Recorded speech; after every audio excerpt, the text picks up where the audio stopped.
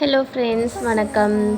இன்றைக்கி எங்கள் வீட்டில் இருக்கிற அன்னமனா செடியில் அன்னமனா அறுவடை பார்க்கலாம். ரொம்ப பெருசாலாம் இல்லை, கொஞ்சமாக தான். இங்கே ஒரு காய் இருக்குது பாருங்கள், இது கொஞ்சம் முத்திடுச்சு.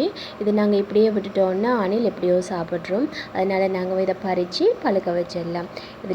இந்த வீடியோட லாஸ்ட்டில் நாங்கள் இந்த காயை பறிச்சிடலாம். இப்போ மற்ற காயெல்லாம் பார்க்கலாம் வாங்க. இது பார்த்திங்களா அப்படி இருக்குன்னு.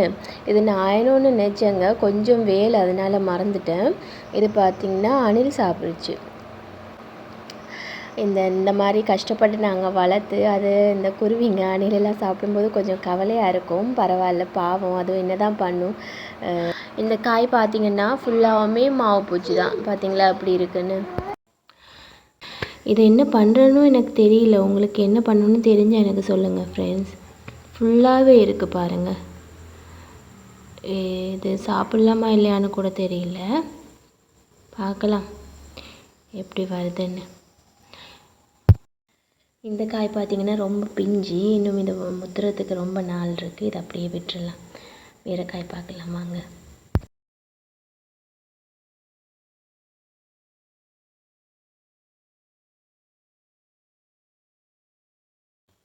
இங்கே கீழே ஒன்று இருக்குது வாங்க பார்க்கலாம்.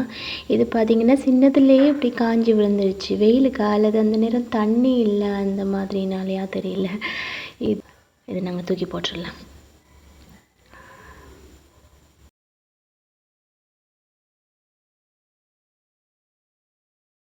இது பார்த்திங்கன்னா பழுக்க வைக்கிறதுக்கு ரெடியாக இருக்குது. இதையும் நாங்கள் இப்போ அறுவடை பண்ணிடலாம்.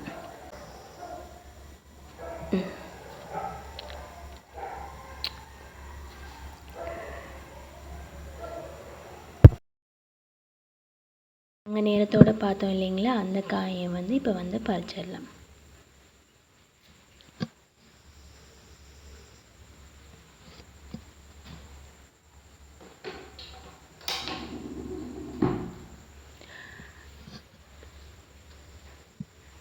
அவ்வளோதான் மக்களே, இன்றைக்கான அறுவடை முடிஞ்சிருச்சு.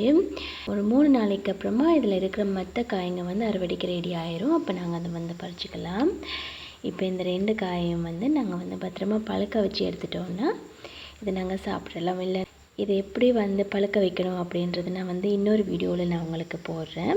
மீண்டும் ஒரு நல்ல வீடியோவோடு நான் உங்களை சந்திக்கும் வரை பாய் ஃப்ரெண்ட்ஸ்.